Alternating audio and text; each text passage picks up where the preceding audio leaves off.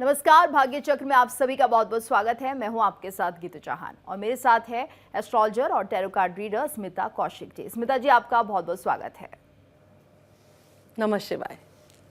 और आज भाग्य चक्र में हम बात करेंगे स्पिरिचुअलिटी की। आखिर क्यों आजकल हम देख रहे हैं कि लोगों के अंदर आध्यात्मिकता काफ़ी ज़्यादा बढ़ती हुई दिखाई दे रही है। इसके साथ साथ आज कुछ उपाय भी बताएंगे। तो उपाय होंगे केतु से जुड़े हुए और स्मिता जी एक एक कर इन सभी उपायों को हमसे साझा करेंगी। तो ऐसे में सबसे पहले जानते हैं आज का पंचांग क्या कुछ कहता है। स्मिता जी, बात करते हैं आज के पंचांग की। आज है 2 मई 2026 का दिन शनिवार। कृष्ण पक्ष की प्रतिपदा तिथि है और नक्षत्र आकाश में है विशाखा। अभिजीत मुहूर्त होगा सुबह 11:51 से 12:44 तक और राहु काल होगा सुबह 8:59 से 10:38 तक। और आजकल हम देख रहे हैं कि लोगों के अंदर स्पिरिचुअलिटी काफ़ी बढ़ती जा रही है। लोग अध्यात्म की तरफ ज़्यादा डाइवर्ट हो रहे हैं, लेकिन इसके पीछे की वजह क्या है, ये हम स्मिता जी से जानने की कोशिश करते हैं। स्मिता जी, इसके पीछे क्या कुछ कारण हो सकते हैं ज्योतिष अनुसार? गीतू, बिल्कुल सही कहा आपने। ये सभी लोग नोटिस कर रहे होंगे कि आजकल जितना प्रभाव हमारे समाज, हमारे मनों पर राहु का है, जो कि हमें भ्रमित करता है, हमें इल्यूजन में डालता है, यहाँ तक कि बहुत ज़्यादा कन्फ्यूजन भी पैदा कर रहा है। लोग भोग विलास की तरफ ज़्यादा आकर्षित हो रहे हैं। वहीं दूसरी तरफ ऐसा भी मालूम होता है जैसे हमारा संसार, हमारा समाज एक स्पिरिचुअल शिफ्ट की ओर चल पड़ा है। आज के समय में स्पिरिचुअलिटी का बढ़ना केवल एक ट्रेंड नहीं है, बल्कि एक गहरा चेतनात्मक परिवर्तन भी माना जा सकता है। बहुत लोग इसे स्पिरिचुअल शिफ्ट या कॉन्शियसनेस शिफ्ट भी कहते हैं। और इसके पीछे अगर हम ज्योतिषिक कारणों की बात करते हैं स्मिता जी, तो वो कौन से हो सकते हैं? क्या इसके पीछे कोई ग्रह जिम्मेदार होते हैं? बिल्कुल, ज्योतिष की दृष्टि से देखें तो इसके पीछे कई ग्रहों और काल चक्र के संकेत काम करते हैं। सबसे पहले केतु की बात करें। केतु को मोक्ष का, वैराग्य का, रहस्य, ध्यान, तपस्या और अदृश्य शक्ति, सत्य, इन सब का कारक माना जाता है।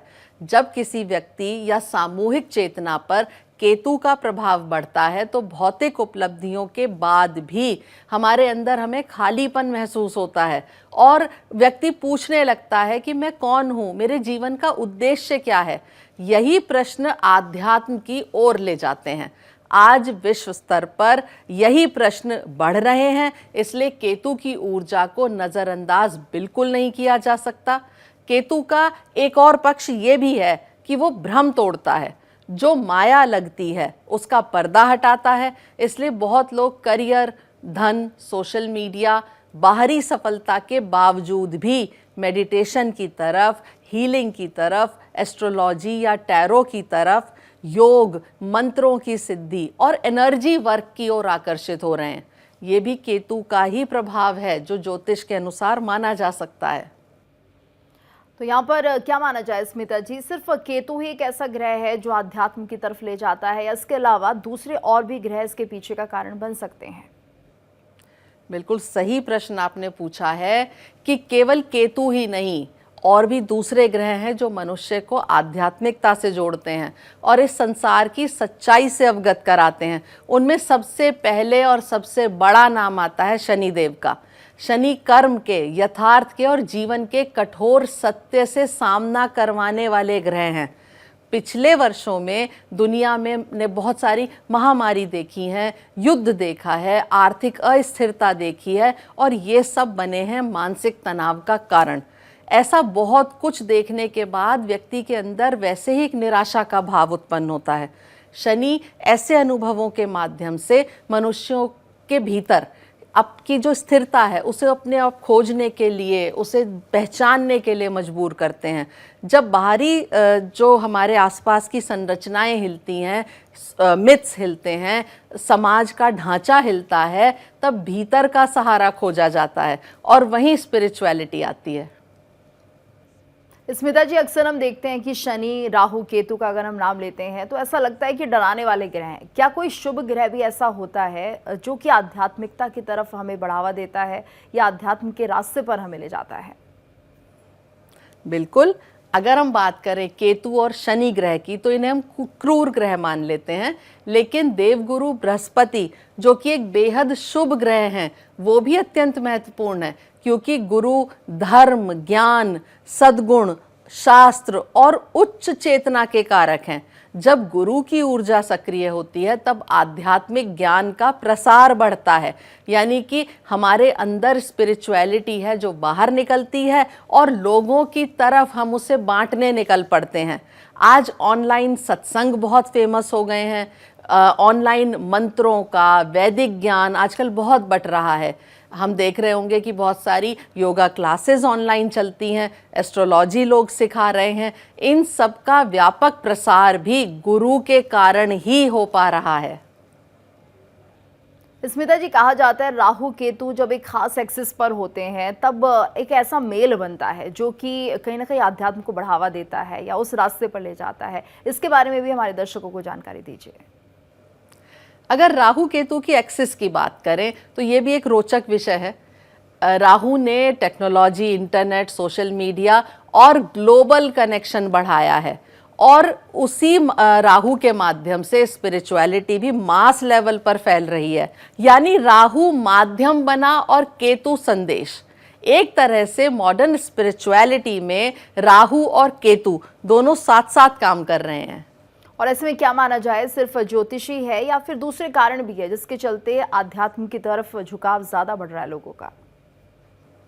जी हाँ, सिर्फ ज्योतिषीय कारण ही आजकल के वातावरण में आध्यात्मिकता या स्पिरिचुअलिटी को बढ़ावा नहीं दे रहे हैं, बल्कि काल चक्र की दृष्टि से भी कई परंपराएं मानती हैं कि मानवता एक ट्रांजिशन फेज में है, भौतिकता से चेतना की ओर। लोग ब्लाइंड बिलीफ नहीं कर रहे हैं, बल्कि एक्सपीरियंस करके स्पिरिचुअलिटी का तब वो आगे बढ़ना चाहते हैं। वो स्वयं अनुभव करो वाले सिद्धांत पर हैं। ये बदलाव साधारण नहीं है। ज्योतिषीय रूप से कुछ लोग इसे एक्वेरियन एज से भी जोड़ते हैं, जहां सामूहिक जागरण, ऊर्जा विज्ञान, healing, occult wisdom, humanitarian thoughts और कॉन्शियसनेस का एक्सपेंशन बढ़ रहा है। कुंभ स्वयं अपने आप भी रहस्य का, नवनिर्माण का और सामूहिक चेतना वाली जो राशि मानी जाती है। स्मिता जी, आपने जिक्र किया एक्वेरियन एज का, आखिर ये क्या होती है, कैसे इसे समझा जाए? बहुत ही अच्छा प्रश्न आपने पूछा, क्योंकि हमारे दर्शक भी ये जरूर जानना चाहेंगे कि एक्वेरियन एज होती क्या है। एक्वेरियन एज यानी कि एज ऑफ एक्वेरियस एक आध्यात्मिक और ज्योतिषीय अवधारणा है, जिसे बहुत लोग नई चेतना का युग भी कहते हैं। इसका संबंध एस्ट्रोलॉजिकल एजेस से माना जाता है, जहां पृथ्वी के अक्षीय प्रेसिजन या पृथ्वी के धीरे धीरे डगमगाने के कारण लगभग 2100 से 2200 वर्षों के बड़े युग बदलते हैं। एक्वेरियस यानी कि कुंभ को सामूहिक चेतना का, ज्ञान के विस्तार का, स्वतंत्र सोच का, रहस्य विज्ञान का और यहाँ तक कि मानवता से जुड़ा हुआ राशि भी मानते हैं। इसलिए कहा जाता है कि इस युग में आध्यात्मिकता डॉगमा से निकलकर एक्सपीरियंस बेस्ड स्पिरिचुअलिटी बनती है। गुरु बाहर कम और भीतर अधिक खोजे जा रहे हैं। Energy, healing, meditation, astrology, occult, consciousness studies बढ़ते जा रहे हैं। टेक्नोलॉजी और स्पिरिचुअलिटी साथ साथ चल सकते हैं। मैं से हम की चेतना आजकल बढ़ रही है। स्मिता जी, ये तो बात हुई ज्योतिषीय कारणों की, क्या इसके अलावा दूसरे और भी ऐसे कारण हैं जिसकी तरफ हम देख रहे हैं लोगों का झुकाव आध्यात्म की तरफ बढ़ता जा रहा है? बिल्कुल, आज के समय में स्पिरिचुअलिटी बढ़ने के पीछे केवल ज्योतिष नहीं है, कई और व्यवहारिक कारण भी हैं। पहला तो कि बाहरी सफलता के बाद भी भीतर खालीपन महसूस होना। दूसरा, एक बहुत बड़ा कारण है स्ट्रेस, एंजाइटी और मेंटल हीलिंग की ज़रूरत। तीसरा कारण है दुनिया की अनिश्चितता, युद्ध, महामारी, आर्थिक अस्थिरता, जिससे लोग इनर पीस खोज रहे हैं।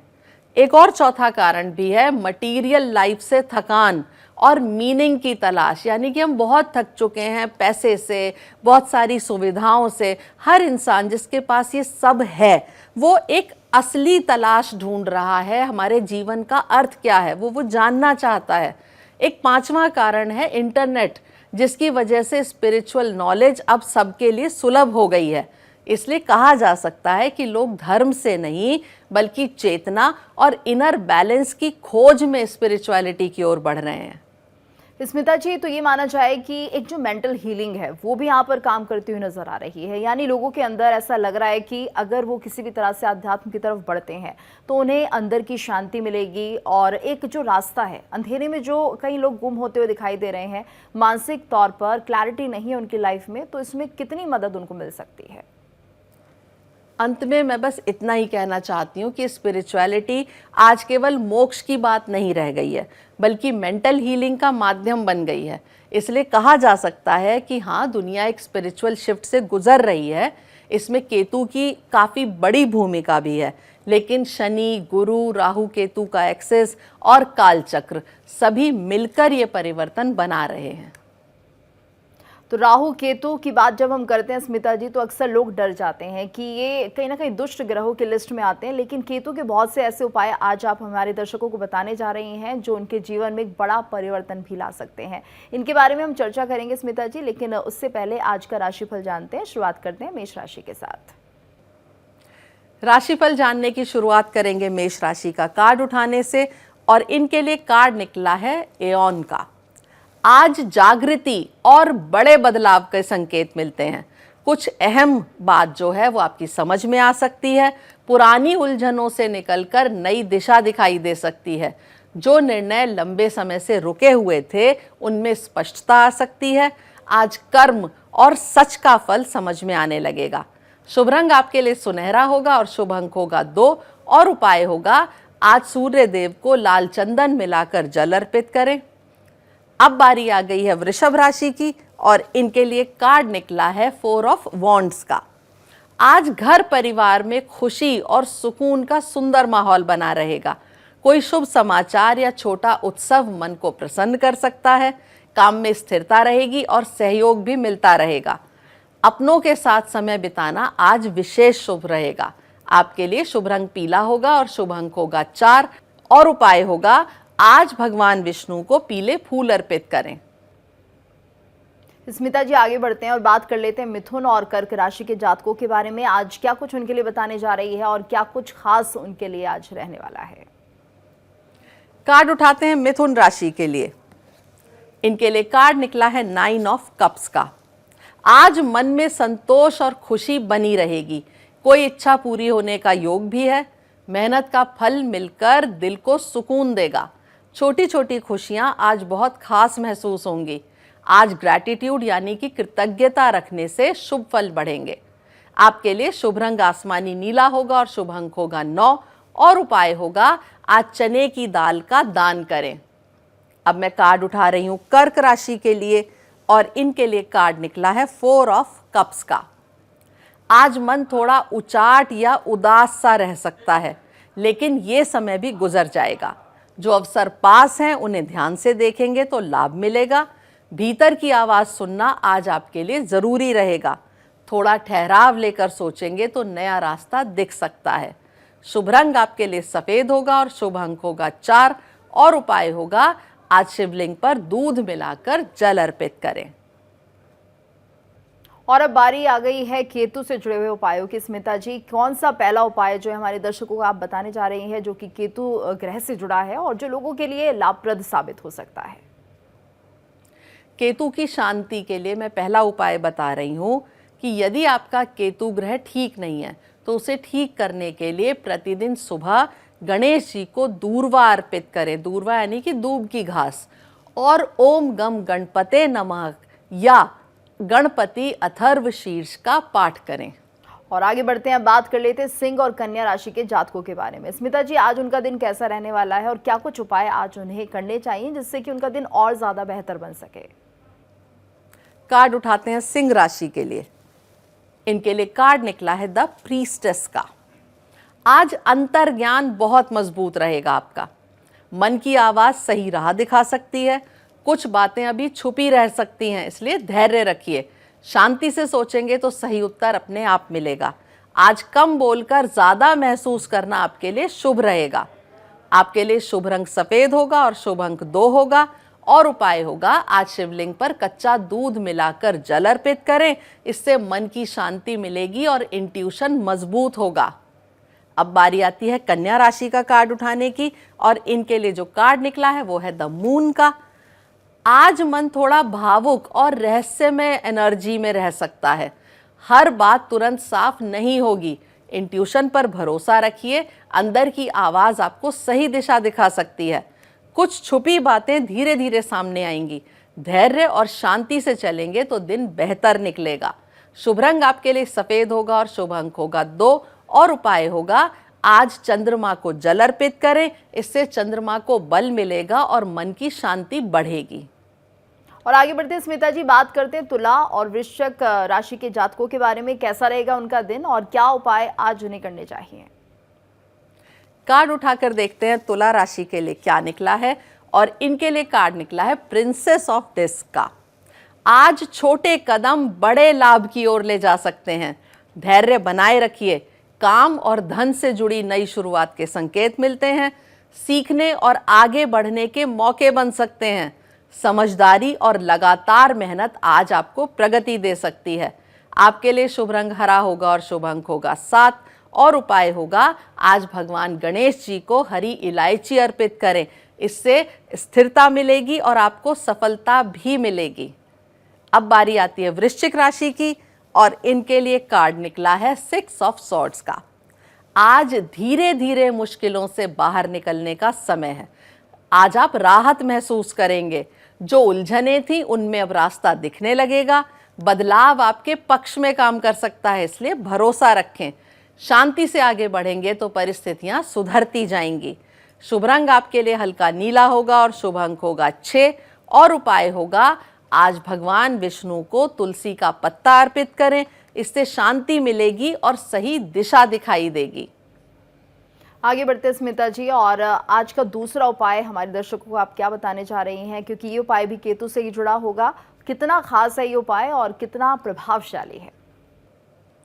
यदि आपकी जन्म कुंडली में केतु की स्थिति अच्छी नहीं है, या आपके जीवन में केतु जनित कोई समस्याएं आपको सता रही हैं, तो आप ये सरल सा उपाय कर सकते हैं। रोजाना सड़क के कुत्तों को रोटी खिलाएं, बिस्किट दें और साथ में दूध भी पिलाएं। प्रतिदिन 108 बार ओम श्राम श्रीम श्रौम सह केतवे नमः का जाप भी करें। चलिए आगे बढ़ते हैं और अब बात कर लेते हैं धनु और मकर राशि के जातकों के बारे में। उनके लिए आज का कैसा दिन रहने वाला है और क्या कुछ उपाय आज उन्हें करने चाहिए जिससे कि उनका दिन और ज्यादा उत्तम बन सके? बिल्कुल, कार्ड उठाते हैं धनु राशि के लिए, और इनके लिए कार्ड निकला है फॉर्चून का। आज भाग्य का पहिया आपके पक्ष में घूम सकता है। अचानक अच्छा बदलाव भी संभव है। रुके हुए कामों में गति आ सकती है और नए अवसर बन सकते हैं। समय आपका साथ दे रहा है, बस सही कदम उठाना जरूरी है। आज सकारात्मक सोच रखेंगे तो शुभ फल और ज्यादा बढ़ेंगे। आपके लिए शुभ रंग पीला होगा और शुभ अंक होगा 1, और उपाय होगा, आज विष्णु भगवान को हल्दी मिले हुए पीले चावल अर्पित करें। इससे भाग्य और ग्रहों का सहयोग बढ़ जाएगा। बारी आती है मकर राशि की, और इनके लिए कार्ड निकला है द एम्प्रेस का। आज सुख, सुकून और बरकत की एनर्जी बनी रहेगी। आपका मन प्रसन्न रहेगा। घर परिवार में अपनापन और प्रेम बढ़ेगा। कोई नई रचना, नया विचार या शुभ शुरुआत भी आज हो सकती है। आज कोमलता और धैर्य से काम लेना आपको लाभ देगा। शुभ रंग आपके लिए हरा होगा और शुभ अंक होगा 6, और उपाय होगा, आज माता लक्ष्मी को इलायची या सुगंधित पुष्प अर्पित करें। इससे समृद्धि और सौभाग्य बढ़ेगा। और स्मिता जी, अंत में बात कर लेते हैं कुंभ और मीन राशि के जातकों के लिए। उनके लिए आज का दिन कैसा रहने वाला है? कार्ड उठाते हैं कुंभ राशि के लिए। इनके लिए कार्ड निकला है प्रिंस ऑफ कप्स का। आज दिल से जुड़ी कोई अच्छी खबर या कोई प्यारा संदेश मिल सकता है। आपका मन प्रसन्न रहेगा। इंट्यूशन और भावनाओं के साथ लिया गया फैसला शुभ रहेगा। क्रिएटिव सोच बढ़ेगी और नए विचार भी आज आ सकते हैं। रिश्तों में नरमी और समझ आज आपकी ताकत बनेगी। शुभ रंग हल्का नीला होगा और शुभ अंक होगा 7 और उपाय होगा आज भगवान कृष्ण को मिश्री अर्पित करें, इससे प्रेम और शांति की एनर्जी बढ़ेगी। अंत में बारी आती है मीन राशि की और इनके लिए कार्ड निकला है 2 ऑफ डिस्क का। आज एक साथ कई काम आपको संभालने पड़ सकते हैं, इसके लिए बैलेंस बनाए रखना बहुत जरूरी होगा। समय और धन दोनों को समझदारी से संभालेंगे तो लाभ होगा। थोड़ी भागदौड़ रहेगी पर आप सब मैनेज कर लेंगे। लचीलापन रखेंगे तो हालात आपके पक्ष में रहेंगे। शुभ रंग आपके लिए हरा होगा और शुभ अंक होगा 2 और उपाय होगा आज हरी सब्जी का दान करें, इससे संतुलन और स्थिरता बनी रहेगी। और स्मिता जी अब बात कर लेते हैं आखिरी उपाय की, केतु से जुड़े हुए क्या कुछ अब तीसरा उपाय हमारे दर्शकों को आप बताने जा रही हैं और किस तरह से इस उपाय को करना है? केतु से जुड़ा हुआ तीसरा उपाय मैं आपको बता रही हूं। मंगलवार या शनिवार को काला सफेद कंबल, यानी कि उस कंबल में दोनों रंग होने चाहिए, काला भी और सफेद भी, उस कंबल को आप दान करें। तिल का दान करें, काले सफेद कपड़े का भी आप दान कर सकते हैं या लोहे की वस्तुओं का दान भी आप कर सकते हैं। ज्योतिष की सलाह पर आप लहसुनिया पहन सकते हैं, लहसुनिया यानी कि कैट्स आई। इसे धारण करने से केतु को मजबूती मिलती है। और एक बहुत ही आसान ये उपाय है कि आप अपने मस्तक और कंठ पर यानी कि माथे और गले पर सफेद चंदन का तिलक लगाएं और स्वच्छता अपने आसपास बनाए रखें। और स्मिता जी आपने इतनी अच्छी जानकारी दी, क्योंकि केतु एक ऐसा ग्रह है जिसे शांत करना बहुत ज़रूरी है और इससे जुड़े हुए उपाय आपने बताए। उम्मीद करते हैं हमारे दर्शकों को ये उपाय बहुत पसंद आएंगे। आप यहाँ पर आए और इन सभी जानकारी के लिए आपका बहुत बहुत धन्यवाद। नमः शिवाय। और इसी के साथ भाग्य चक्र के आज के इस खास एपिसोड में इतना ही। यहाँ पर हम आपसे इजाज़त लेना चाहेंगे। कल फिर मुलाकात होगी इसी समय इंडिया डेली पर।